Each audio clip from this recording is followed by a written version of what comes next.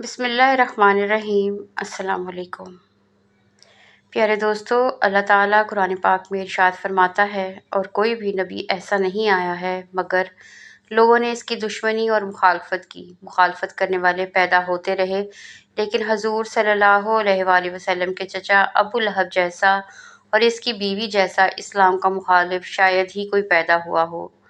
پیارے دوستو، ابو لہب کون تھا اور کس طرح سے اس نے حضور اکرم صلی اللہ علیہ وآلہ وسلم کی مخالفت کی، اور اس کی بیوی کون تھی، اور پھر اللہ تعالیٰ نے ان دونوں کو کس ذلت اور رسوائی کے ساتھ موت دی، اور اللہ تعالیٰ نے سورہ لہب کو ابو لہب کے بارے میں کیوں اتارا تھا۔ آپ صلی اللہ علیہ وآلہ وسلم کی مخالفت اور ان کی گستاخی کرنے کا انجام کس قدر ہولناک ہوتا ہے۔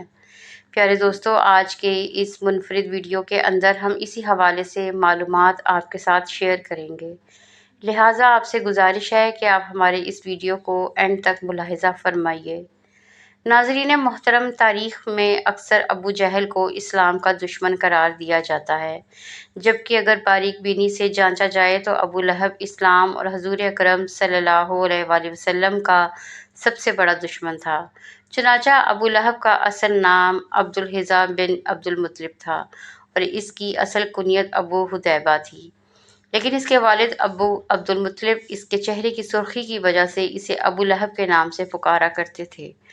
ابو لہب حضور اکرم صلی اللہ علیہ وآلہ وسلم کے حقیقی چچا تھے۔ چنانچہ جب حضور اکرم صلی اللہ علیہ وآلہ وسلم کی ولادت ہوئی، ابو لہب کی ایک لونڈی جس کا نام سبیبہ تھا، وہ دوڑتی ہوئی آئی اور اس نے ابو لہب کو بتایا کہ آپ کے چھوٹے بھائی یعنی حضرت عبداللہ رضی اللہ تعالیٰ عنہ کے گھر کے اندر ایک بیٹا پیدا ہوا ہے۔ تو ابو لہب اس پر بہت خوش ہوا اور اس نے اپنی انگلی سے اشارہ کرتی ہوئی اپنی اس لونڈی کو آزاد کر دیا۔ پیارے دوستو، ابو لہب اسلام کا سب سے بڑا دشمنوں میں سے ایک تھا۔ جب حضور اکرم صلی اللہ علیہ وآلہ وسلم نے اعلان نبوت کیا تو ابو لہب نے سخت مخالفت اور آپ کی شان میں گستاخیوں پر اتر آیا۔ جب خدا کی طرف سے رشتہ داروں کو دین حق کی دعوت دینے کا حکم جاری ہوا تو حضور صلی اللہ علیہ وآلہ وسلم نے کوہ صفا پر چڑھ کر قریش والوں کو پکارا۔ جب سارے اکٹھے ہوئے تو آپ صلی اللہ علیہ وآلہ وسلم نے ارشاد فرمایا کہ اگر میں آپ کو کہوں اس پہاڑی کے پیچھے سے ایک لشکر تم پر حملہ کرنے والا ہے تو کیا تم میری بات کا یقین کر لو گے؟ تو سب نے آپ صلی اللہ علیہ وآلہ وسلم کے حکم پر لبیک کہا۔ آپ صلی اللہ علیہ وآلہ وسلم ہمیشہ ہی سچ بولا کرتے تھے۔ اس کے بعد آپ صلی اللہ علیہ وآلہ وسلم نے ارشاد فرمایا کہ میں خدا کے حکم سے تم کو ایک سخت عذاب سے آگاہ کرنے آیا ہوں، جو دشمنوں کے حملے سے بھی کہیں زیادہ خطرناک ہے۔ جب آپ صلی اللہ علیہ وآلہ وسلم نے یہ الفاظ فرمائے تو ابو لہب نے آپ صلی اللہ علیہ وآلہ وسلم کی مخالفت کرتے ہوئے کہا، غارت ہو تم پر، نعوذ باللہ! کیا تو نے ہم کو اس لیے بلایا ہے کہ ہم اپنے معبودوں کو چھوڑ دیں؟ چنانچہ ابو لہب کے اس گستاخانہ الفاظ پر سورہ لہب کو نازل کیا گیا۔ جب رسول اکرم صلی اللہ علیہ وآلہ وسلم پیغام خدا دیتے تو ابو لہب آپ صلی اللہ علیہ وسلم کو برا بھلا کہنے لگ جاتا، جو اپنے آباء و اجداد کے دین کو چھوڑ کر اپنا نیا جھوٹا دین پھیلا رہے ہیں۔ اور بعض روایات میں ہے کہ ابو لہب نے کوہ صفا پر آپ صلی اللہ علیہ وآلہ وسلم کو قتل کرنے کے لیے ایک پتھر بھی اٹھا لیا تھا۔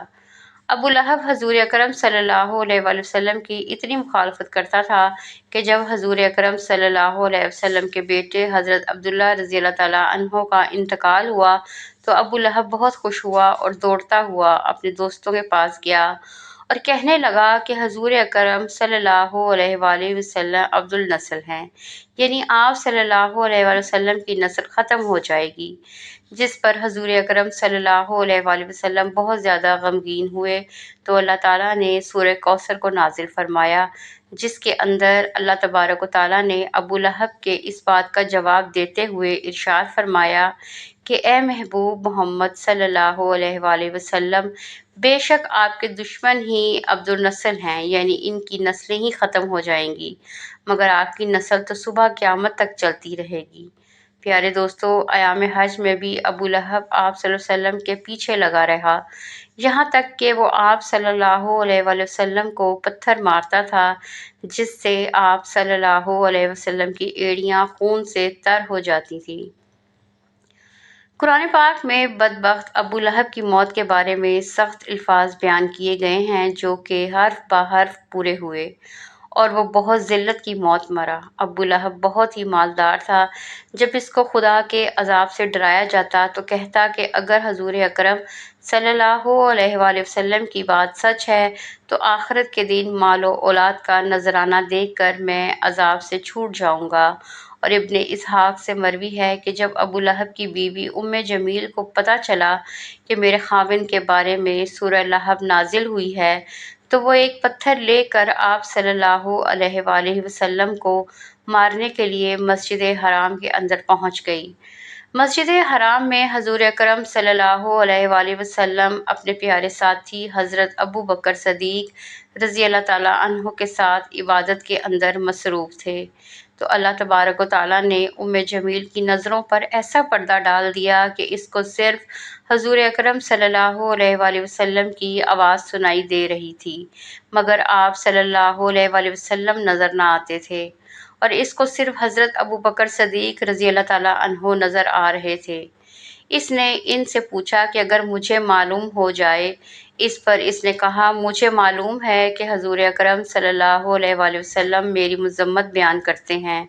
اگر حضور اکرم صلی اللہ علیہ وسلم میرے سامنے ہوتے تو میں پتھر مارتی۔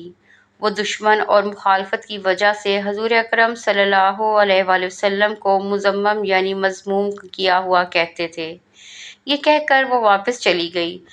قریش والے جب حضور اکرم صلی اللہ علیہ وسلم کو معاذ اللہ مذمم کہتے تو آپ صلی اللہ علیہ وسلم ارشاد فرماتے کہ اے لوگو، اللہ تعالیٰ نے کس طرح سے ان کو صبر و شکم سے مجھ سے پھیر دیا ہے کہ وہ مذمم کو برا بھلا کہتے ہیں، جبکہ میں تو محمد صلی اللہ علیہ وآلہ وسلم اور خدا کا آخری نبی اور رسول ہوں۔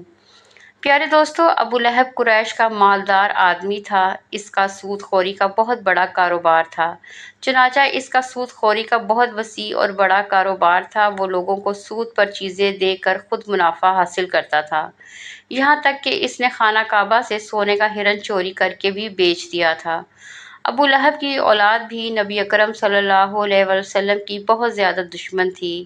ابن عساکر اور ابن اسحاق لکھتے ہیں کہ ایک دن ابو لہب کے بیٹے حذیبہ نے یہ ٹھان لیا کہ وہ حضور اکرم صلی اللہ علیہ وسلم کے پاس جا کر ان کے رب کے بارے میں بری باتیں کہہ کر ان کو اذیت پہنچائے گا۔ وہ حذیبہ بدبخت نبی کریم صلی اللہ علیہ وسلم کے پاس آیا اور بہت سخت کلامی کی، اور سب سے بڑا جرم یہ کیا کہ چہرہ انور صلی اللہ علیہ وآلہ وسلم پر رخ کر کے تھوک دیا، مگر وہ ناپاک لوگ چہرہ انور پر گرنے کی بجائے دور جا کر گرا۔ اس گستاخی پر حضور اکرم صلی اللہ علیہ وسلم بہت زیادہ غمگین ہوئے، اور آپ نے اللہ تعالیٰ کی بارگاہ کے اندر دعا کی، اے اللہ، اس پر اپنے کتوں میں سے کسی کتے کو مسلط کر دے۔ حذیبہ اپنے خیال میں بڑا کارنامہ انجام دے کر، جس پر ابو لہب نے پوچھا کہ پیارے بیٹے، تو نے ایسے کیا کہا؟ تو اس نے بتایا کہ میں نے اسے یہ کہا۔ پھر اس نے پوچھا کہ اس پر حضور اکرم صلی اللہ علیہ وسلم نے تجھ سے کیا کہا؟ تو حذیبہ نے بتایا کہ انہوں نے میرے لیے بد دعا کی ہے۔ یہ سنتے ہی ابو لہب کا رنگ سرخ ہو گیا، کیونکہ وہ جانتا تھا کہ حضور اکرم صلی اللہ علیہ وسلم کی کوئی بھی دعا ایسی نہیں ہوتی جو اللہ تعالیٰ کی بارگاہ کے اندر قبول نہ ہو۔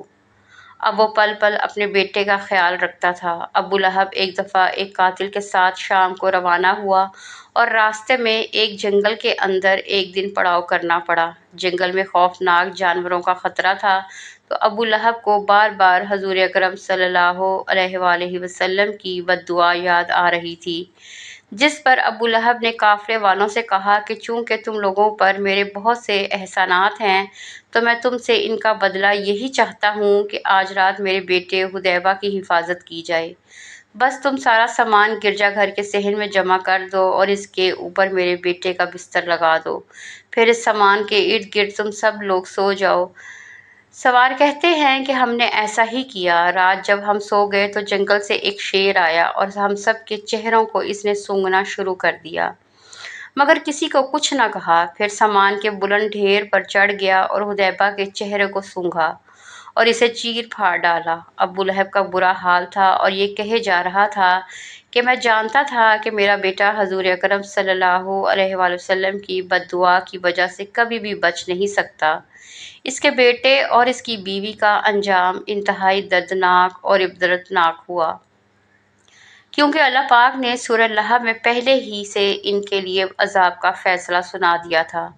چنانچہ جنگ بدر کے 7 دن بعد ابو لہب چیچک کی بیماری میں مبتلا ہوا اور گل سڑ کر مر گیا۔